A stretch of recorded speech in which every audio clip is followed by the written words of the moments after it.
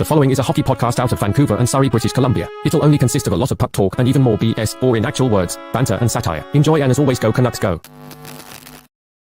It's been 14 long years since the 2011 Stanley Cup Finals, and somehow, some way, the Boston Bruins are still showing the Vancouver Canucks how it's done.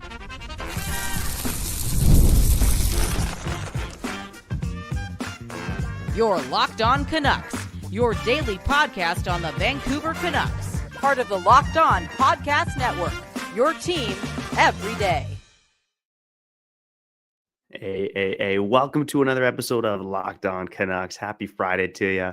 I'm Trevor Beggs, co-host of Locked On Canucks and also a Canucks writer currently with the Daily Hive Vancouver. Before we get into the show, we got to thank you for tuning in to Locked On Canucks because it is your Canucks every damn day. Part of the Locked On Podcast Network. They're doing the most for sports fans across the world. And for our show, if you haven't done so already, make sure you go subscribe and like on YouTube. On the podcast side, go follow us and leave a 5-star review. We're not here without you listening. We're also not here without those sponsors, baby. In today's episode, brought to you by FanDuel. Right now, new customers can get $200 in bonus bets if your first $5 bet wins. Who would have bet on the Boston Bruins being a bottom 5 team in the NHL this season? I know a lot of you are thinking, good, the Boston Bruins, they finally deserve some sadness and some pain. Let them sink to the bottom of the standings. But you can call me cynical.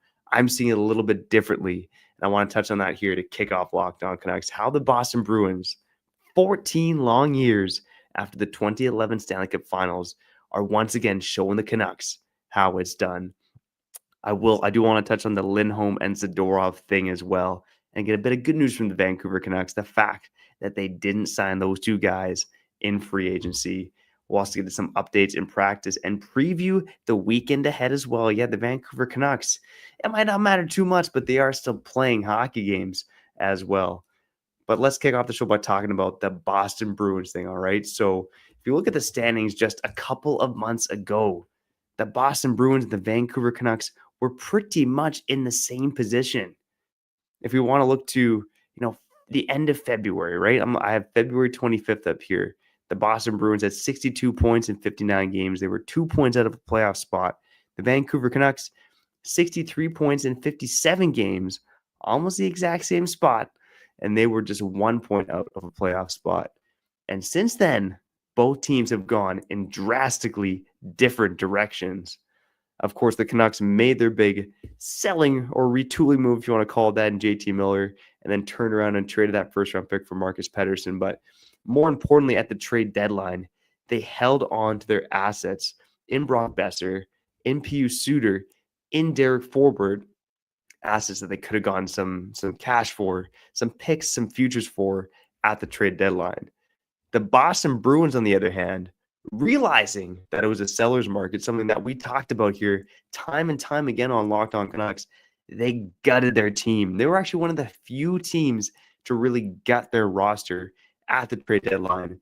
And it's paid dividends in a certain way for them. But let's take a look at what the Boston Bruins did over here over the past couple of months. So they trade away Justin Brazeau for a couple pieces, but one of the most interesting ones is getting prospect Marat Kuznetsov. Butchering that one for sure. And a lot of Minnesota offense upset about losing that prospect there. He was a top draft pick for them fairly recently. He was starting to come into form with the Minnesota Wild again. Not any crazy stats there, but again, a second-round pick back in 2020 who was starting to become a full-time NHLer. You get him for a guy in Justin Brazeau, who's an unrestricted free agent. But of course, that wasn't the big move. Their big moves came on trade deadline day itself when they traded away Charlie Coyle, Brandon Carlo, and Brad Marchand. In the process, they pick up a conditional 2026 first-round pick, a conditional 2027 second-round pick that can become a first if the Boston Bruins, or the Florida Panthers, I should say, win 2 rounds in the playoffs this year, and Marchand plays in 50% of their games. They also pick up Casey Middlestad. They pick up another second-round pick. So you're talking about a first-round pick, a second round pick, a conditional first/second round pick. If you believe the Panthers make it to the conference finals, that's a first round pick. You get Casey Middlestad as well. Or you get a pretty good prospect in Marat Kruzhnutikov as well. And oh yeah, they traded away Trent Frederick too to the Edmonton Oilers, picking up another second and a fourth. They picked up a haul of assets for 5 guys on their roster. And you could argue that the Canucks didn't have the same amount of players to trade away, but they did have assets in Brock Besser, in Pius Suter, in Carson Soucy, even if they waited a day longer as well, and in Derek Forbort. They could have theoretically, I talked about on yesterday's show, you get a first-round pick for Brock Besser. I still think that's feasible. Maybe it looks like the Marchand trade, which, again, wasn't crazy value for the Boston Bruins getting a conditional second-round pick for a franchise legend there, but also a guy who's 36 years old. I still think that that's probably the minimum of what Brock Besser should have gotten, but I think more likely than not, you could have gotten a first for Brock. Let's say you got a second for Suter, you got the third for Carson Soucy, and let's say you don't trade that first for Marcus Pettersson. Like, the Canucks could have walked into this offseason with 2 first-round picks, a second-round pick, a third-round pick, again, having the assets needed to not only send this team down the standings, but really help building for the future as well here with the Vancouver Canucks. And I'm sick of it. I'm sick of the Boston Bruins showing the Vancouver Canucks how it's done. You know, if you look at past 2011, the Boston Bruins had 2 years where they missed the playoffs, 2014-15, 2015-16, and then they made the playoffs every year since then. So you're talking about another 9 trips to the Stanley Cup playoffs in that time. One where they made it back to the Stanley Cup finals in 2019 as well. I mean, the Boston Bruins have been a model of consistency for the most part, especially since that 2011 season. And here we are in 2025. And while the Vancouver Canucks are stuck in the mushy middle, the Boston Bruins showing the Vancouver Canucks how it's done, showing them what you can do at the trade deadline to properly tank. And again, it's crazy to see that, you know, back on February 25th, the Vancouver Canucks and Boston Bruins were within a point of each other in the standings. And now, based on today's date, the Boston Bruins are down to the 4th worst team in the NHL. Even the Seattle Kraken passed the Boston Bruins with their win over the Vancouver Canucks the other night. The Boston Bruins have not won a single game in their past 10 games. Again, perfecting the tank perfectly. And I just want to see the Boston Bruins suffer. I don't want to see them get a top 5 pick and turn this thing around quickly. I do wish the Vancouver Canucks could end up in a similar position because I'm sick of it. I'm sick of the Boston Bruins showing us how it's done. That's the way it goes here on Locked On Canucks. But man, let me know in the comments. Are you frustrated that the Vancouver Canucks didn't do what the Boston Bruins did at the trade deadline? And are the Boston Bruins going to get that impact player in the top 5 as well? Again, not the strongest draft of all time, but I do think that there's a chance that the Boston Bruins, you know, do get that impact player in the top 5 of the draft this year. You listen to Locked On Canucks, your Canucks every damn day. We're going to cut to break here. And on the other side, we want to get to some news and notes from practice. And let's touch on the Elias Lindholm and Nikita Zadorov thing as well. We'll be back on the other side after sharing with our friends over at 5 Hour Energy. Oh man, it's the kind of day where I need that 5 Hour Energy, okay? Kids up all night, playing ball hockey at 10 p.m. I'm way too old for that. But that's why I got 5 Hour Energy to get my back, okay? Because I lose that sleep. And, you know, when I lose that sleep, 5 Hour Energy, they save me, man. You know, there's extra sunshine nowadays, so I need that 5 Hour Energy to spend more time playing with my kids. Let's go, baby. Whether you're staying up late or squeezing an extra round of golf after work, or just trying to keep up with your busy day, 5 Hour Energy gives you that quick, refreshing pick-me-up whenever you need it. You know what? There's longer days now, and I love getting outside for a hike or even a run, okay? I ran my first 10K of the year. Let's go, baby. And the Tropical Burst, that's my go-to for a quick boost. So head to 5hourenergy.com to find out where 15 flavors to choose from, including watermelon, blue raspberry, and peach mango. You can even build your own 12-pack or 24-pack delivered right to your door. Need one now? Grab 5 Hour Energy Shot at your local grocery or convenience store. They're everywhere. Stock up today and stay energized.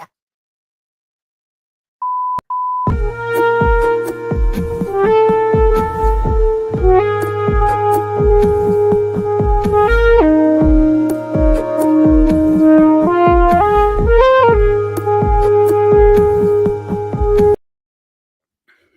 right, we're back here on Locked On Canucks, your Canucks every damn day. And the sun is shining, okay? It's Friday. I should be getting ready to watch my team in the Stanley Cup playoffs, not talking about the past. But again, the Boston Bruins, they're haunting my past. They've haunted my present. And I'm worried that they're going to haunt my future as well. And I just don't want to see my Vancouver Canucks team stuck in the mushy middle, which, hey, is exactly where they are right now.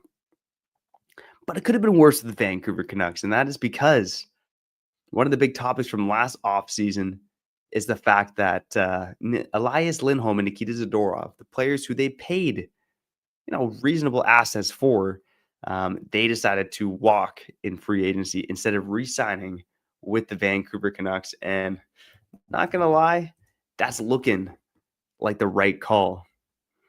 And one question I want to ask the listeners, and again, interact with us, whether you're watching live or after the fact, wherever you interact with podcasts, who would you rather have on this team right now? Nikita Zadorov or Marcus Pettersson? And I think that answer is twofold for me. And I'm going to cheat a bit here on this answer before I dive into what's happened with Lindholm and Zadorov this year. But in terms of the player themselves, it's the boring answer, but I'd rather have Marcus Pettersson on my hockey team. And he is a much more boring player than Nikita Zadorov. Doesn't wow you with the hits, the crazy goals that he scored for your Vancouver Canucks as well. But he's a much more dependable, reliable NHL defenseman.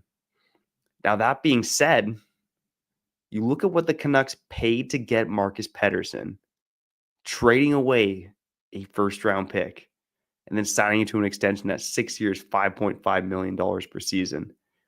I mean, look, the Nikita Zadorov negotiation, we're talking about 6 years, $5 million. Similar deal is even a bit cheaper for Zadorov, who is a little older, but a lot more variability to his game overall.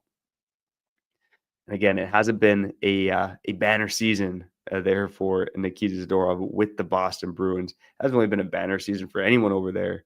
But again, Nikita Zadorov, that variability in his game, as funny he is to watch. He lays the big hits. He scores the goals. He is not the most reliable guy defensively, and he did really turn a corner in Vancouver.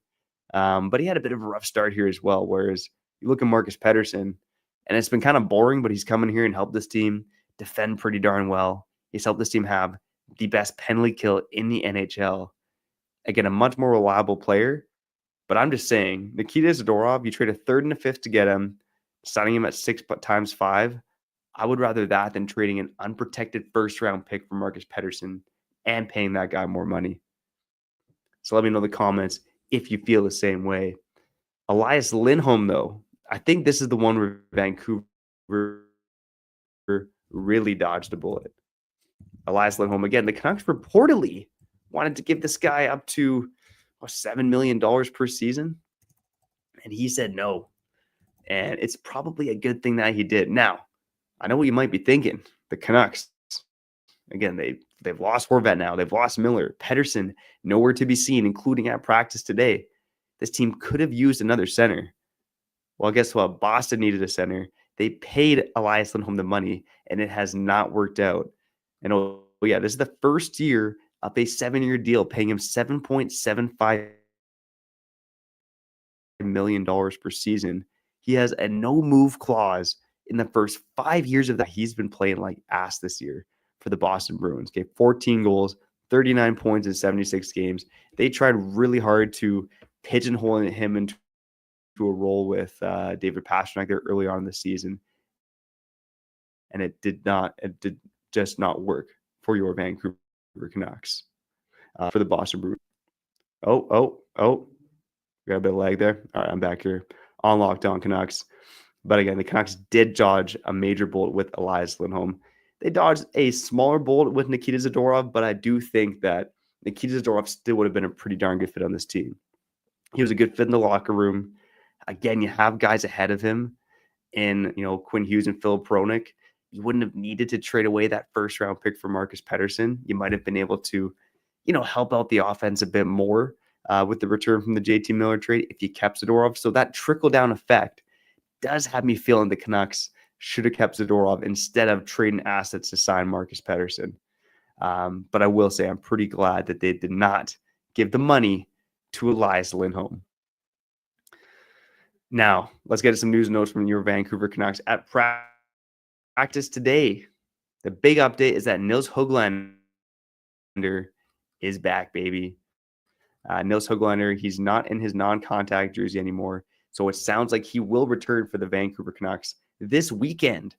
And again, the Canucks playing games on Saturday against the Anaheim Ducks and on Sunday against the Vegas Golden Knights. And yeah, these are largely meaningless games at this point. And you might be saying, just lose, baby. Just lose. And, honestly, unfortunately, I'm starting to feel that way because we are actually out of the race now. Losing might make a difference now. The other question is, how far could the Canucks actually slide? And the Boston Bruins have definitely got ahead of them there. They are officially the worst team in the Eastern Conference, again, fourth worst team in the NHL. The Vancouver Canucks right now are really in the mushy middle. They are the 15th worst team in the NHL. And, man, oh man, like I said, I talked about being a petty Canuck fan yesterday, watching what the New York Rangers do. Hopefully that they get out of the bottom 13 as well, so that they don't give Pittsburgh an unprotected 26 first-round pick. And I can feel better as a Canucks fan about knowing that we didn't trade away a very prime asset. But you look at the teams behind the Canucks. Utah is a point behind with a game in hand. The Rangers, the Blue Jackets, the Red Wings, the Islanders, and the other team, the Canucks play tonight, the Anaheim Ducks. Look, the Anaheim Ducks and the New York Islanders have 74 points. Detroit has 75. But the other three teams there, Utah, the Rangers, and the Blue Jackets, you could conceivably see those teams potentially passing the Vancouver Canucks. Now, so we're talking about the Vancouver Canucks. I think they fall as far as 21st, which gives them the 12th overall pick in this draft. And there's one guy that I have my eye on more than others, and other draft pundits have said this, but I'm already starting to dive into the tape, and a guy like Jake O'Brien is projected to go kind of in that 9 to 12 range. He is a guy that I would have my eye on for the Vancouver Canucks. So if they can slide down to 12th, they might have a shot at a guy like Jake O'Brien. But we'll dive more into the draft. I can't believe we're doing this, man. Vancouver. I wish the standings update was an April Fool's joke, but your Vancouver Canucks, they are out of the dance. And again, a few interesting reasons for that as well. And one, you dig into the stats, and let's talk about a couple stats. The Vancouver Canucks, since the 4-week break, of 12 road games they've played, they have won one of those road games in regulation. That means in 12 road games since the Four Nations break, the opponent has gotten 11 points in 11 of 12 games against the Vancouver Canucks. That to me is a pretty wild stat considering how good this team was on the road earlier in the season. It kind of shows you that usually home versus away, it tends to be kind of random unless a team is juiced up enough to get that home ice bump. That stuff is kind of random.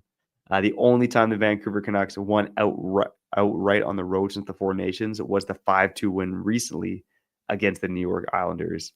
They also picked up a couple shootout victories as well, and a shootout loss to the Columbus Blue Jackets. So again, the shootout victories coming over the New Jersey Devils and the Calgary Flames.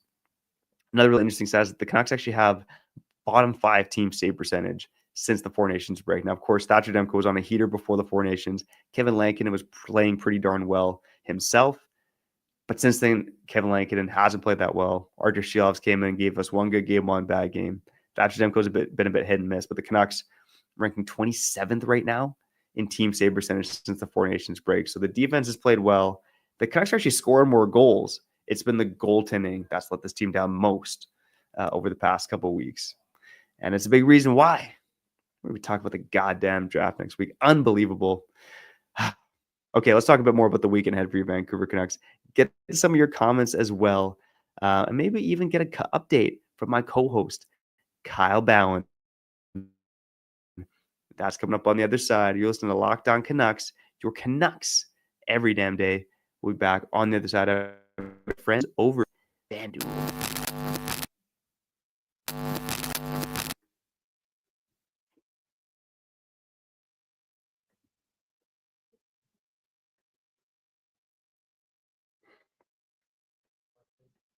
All right, our friends over at FanDuel, baby. If you are new to betting on sports, FanDuel is the place you got to check out, okay? Because FanDuel, they are offering you, for new customers, up to $200 in bonus bets if you win your first $5 bet. And again, if you look at the weekend ahead, the Canucks have started to become pick'em territory against the Anaheim Ducks, a team that just got recently eliminated from the playoffs. And again, hey, if you are a true degenerate hoping that the Canucks can boost those draft lottery odds, I don't think the Anaheim Ducks can catch them. But man, oh man, if you are feeling that way, maybe you do place a couple bucks on the Anaheim Ducks when they come to Vancouver tomorrow at Rogers Arena. But whether you're betting on NFL, NHL, NBA, or competitive ballet, make sure you go place those bets on FanDuel. Again, new customers get $200 in bonus bets if you win your first $5 bet. And that's on FanDuel.com.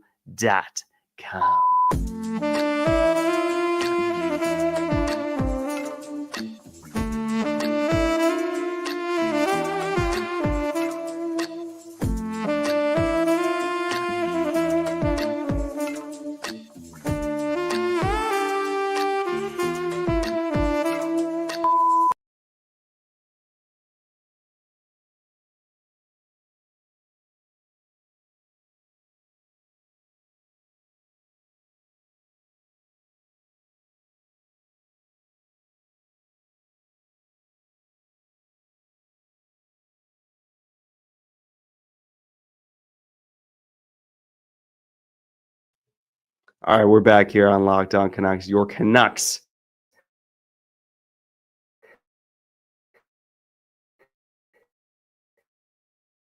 every damn day. Even when the team's pissing us off, and even when the Boston Bruins, even when they lose.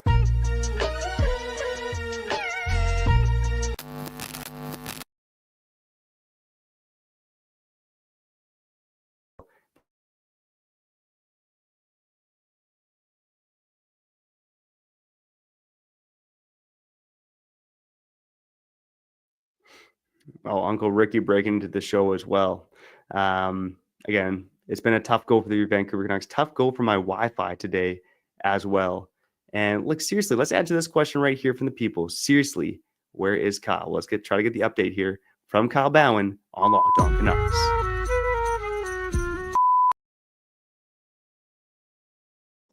Let's see the latest update from Kyle Bowen. Let's see if I got it here, man. What's going on? All right, dear people of Locked On Canucks, I did it, y'all. Kyle Bowen, he's in Wisconsin. The Canucks are out, but I ain't falling. The flowers are pretty here in my mansion. I played basketball yesterday, and I was just bawling my eyes out, because Vancouver gives me such doubt. What is this all about? What's the point of loving something that makes you want to shout at yourself for no reason? At least I have next season. This ain't even fair. Time to go to sleep and continue this nightmare. Kyle Bowen, buddy, living in Wisconsin now, man. That butterfly catching took him all the way to Wisconsin, man. There you go. And is he playing the accordion there? Oh, man, Kyle Bowen. Catching butterflies, drinking, playing music, living the dream over there. And T.O. Mick saying in the comments, don't tell me he's pouting after the Canucks dump. Unbelievable. Man, what's going on in the comments right now, too? Am I shaving my head? What's happening here? What?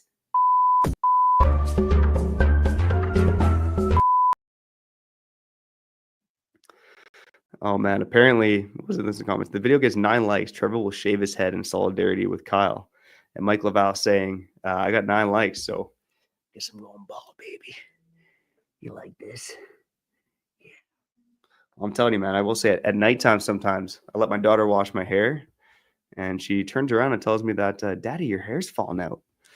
You know what? The Canucks are starting to make me bald too now. And, you know, one of our listeners did say I had one of the best hairs in Canucks media. And, yeah, again, it's all going downhill now for your Vancouver Canucks. NGK in the comments, he's talking about something dark here, and that's the Bruins are going to end up with Gavin McKenna. Look, I mean, the competition for the worst team overall in the NHL next season, I think the teams at the bottom of the standings, I think Nashville gets a bit better. Is Chicago and San Jose really going to get out of that bottom tier?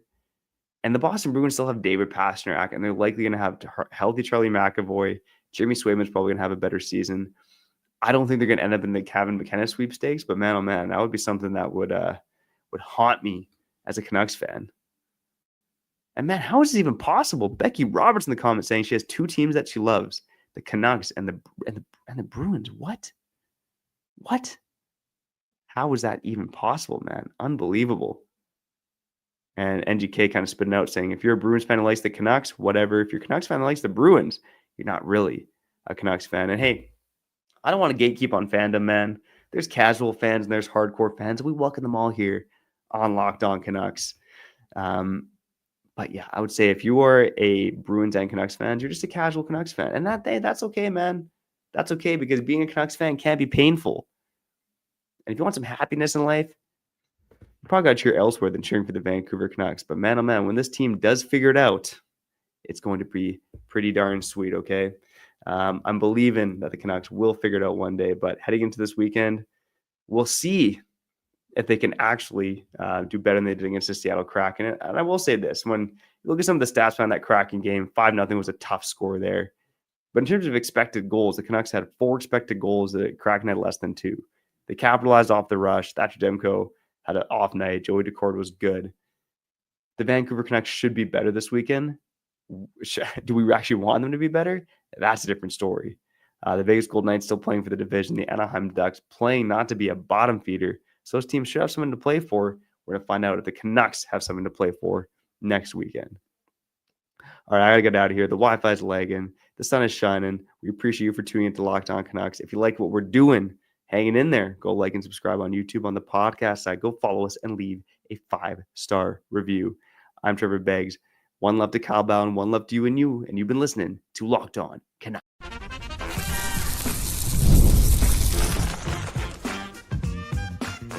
Your Locked On Canucks, your daily podcast on the Vancouver Canucks, part of the Locked On Podcast Network, your team every day.